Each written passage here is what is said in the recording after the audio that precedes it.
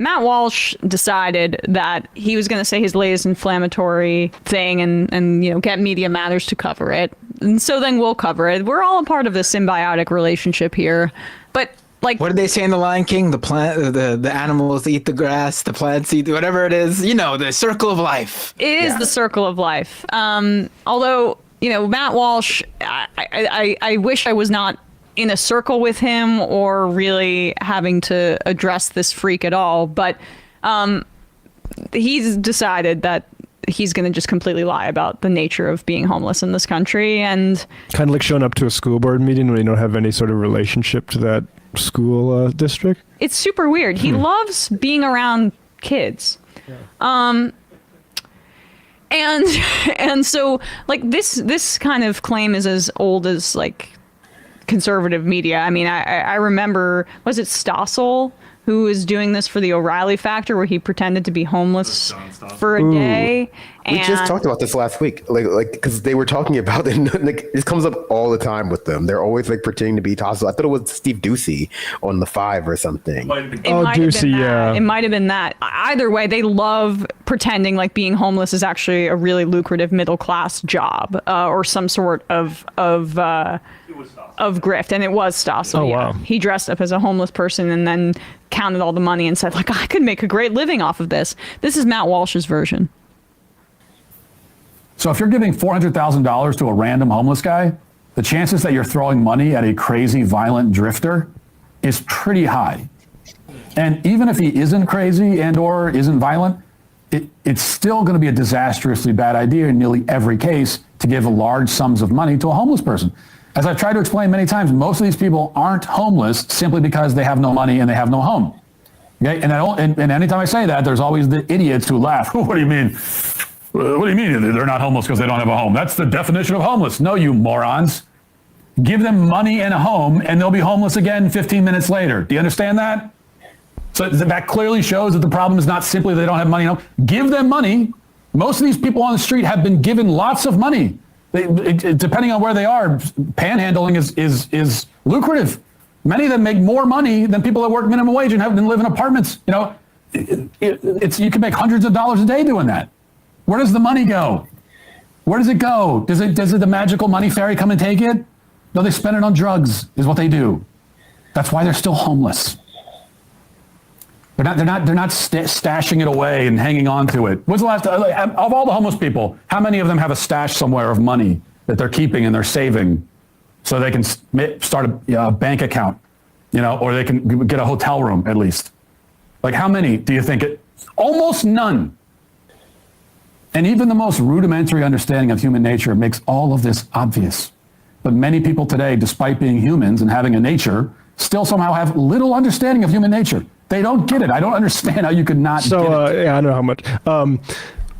The question to ask yourself is, what if that was not true? What if actually anytime we study these sorts of things, like recently Business Insider, January 1st, 2024, that's this year, homeless people in Vancouver were given $5,500, and they didn't raise $400,000 cash, no strings attached. They used it to secure housing and even start saving, which is what Matt Walsh is so damn interested in, is those people, getting people to save. It turns out like actually having money is a prerequisite to saving it. Also, he also leaves out the fact that in order to do all those things, you usually need to have some sort of residence. Yeah. Like, you can't open a bank account without a residence. You can't apply to live in an apartment without showing proof of a prior residence. Some places even make you show like federal documentation or bills from like your energy supplier that show the address of where you currently live. And if you don't live in those places, if you don't have anywhere to show that you live, you can't even get a shelter. Yeah. In addition, the stipend recipients did not spend more money on temptation goods such as alcohol, drugs, and cigarettes than the group that did not receive the stipend, the researchers found.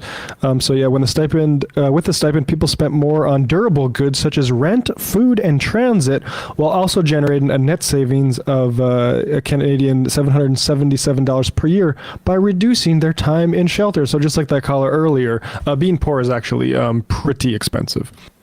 And listen, there's no doubt there are individuals out there whose main reason that they're homeless is because of some sort of addiction. Yeah, that certainly does exist. We're not denying that. It's a disease. But the idea that that's the vast majority or every homeless person, as Matt Walsh is putting forward, is ludicrous. It's just not true.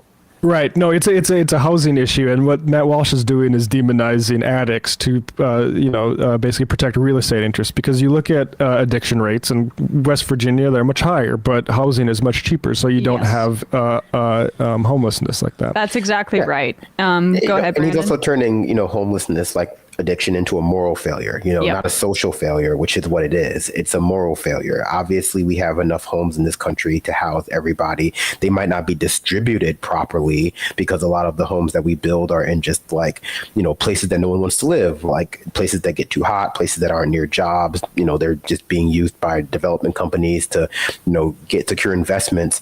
But, we don't have a housing shortage as it pertains to people in homes, there being a mismatch. We have a housing cost crisis, obviously. But yeah, this is about like getting people to feel like they have a moral high ground over, people who are unhoused, and, also leading. And I think this is a unfortunate but real point, leading to justifications for violence against the homeless, violence against them by making them seem like they're inherently dangerous, that they're inherently, degrading society, that they're, causing society's degradation and not a symptom of already degraded society.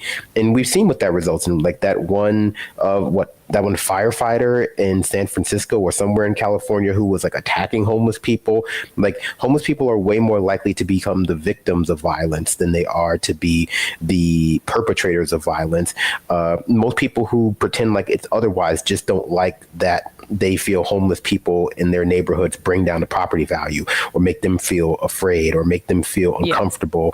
But, maybe you should feel uncomfortable that you live in a society where we have more than enough houses for everybody, but people still are forced to live on the streets. Maybe that's just a sign that, you live in a bad society that needs to be changed, and not one that should just justify like putting people in, like, I guess, camps or whatever he's trying to subtly advocate for.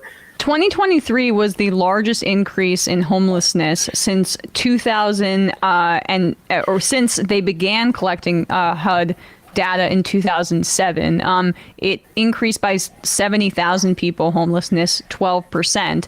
At the same time that since the cost of living, basic shelter has risen more than 20% since the beginning of the pandemic.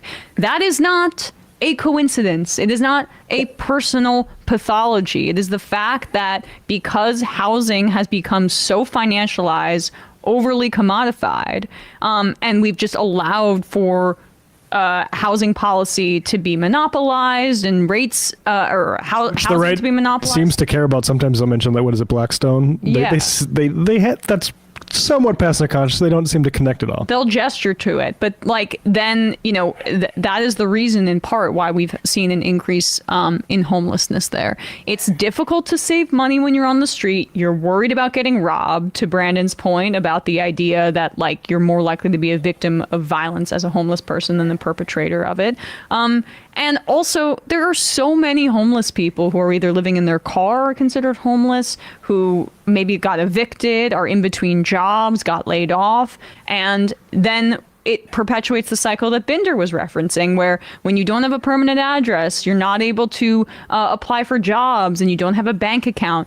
It's so easy for people to slip into these cracks and to fall into homelessness in a way that he completely does not engage with whatsoever, because like if it can be about these people being undesirables, then we don't have to justify any kind of social spending or societal shift in how we treat people in this country or guaranteeing housing. We could just make it about the fact that they're individually problematic. Independent researchers found that the program reduced unemployment by 4% during the program's first year, helped pay off debts, and improved the overall mental well-being of the residents. I had panic attacks and anxiety, one participant said in the report. I was at the point where I had to take a pill for it, and I haven't even touched them in a while. Yeah, because you know what increases your anxiety? Not Being having deaded. a place to sleep at night. Yeah, worried money problems, and yeah, exactly. The acute acute sort of emergency of being homeless.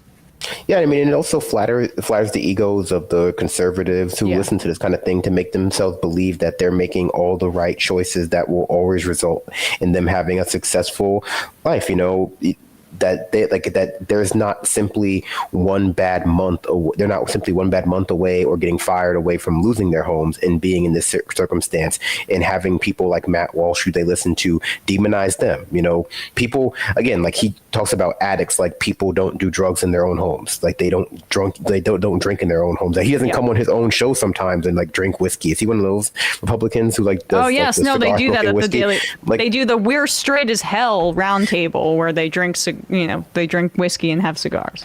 It's like, yeah, you know, it creates this false Yeah, I mean, it creates this false dichotomy between like the unhoused and the housed, and that, you know, never the two shall meet. Like people are just born on the streets, you know, and they never grew up in any home. They're like Aladdin. Yeah, right. But if Aladdin was personally deficient and deserving of his situation, right?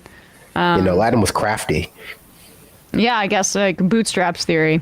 All right, folks, we don't have enough time Pull for yourself calls. up by your magic carpet. What'd you say? Yeah. I said pull yourself up by your magic carpet. Well, he didn't All get right. to do that. He just basically met a princess and got married. Yeah, he got that changed his life. Yeah. Grind, yeah. he hit the marriage lottery.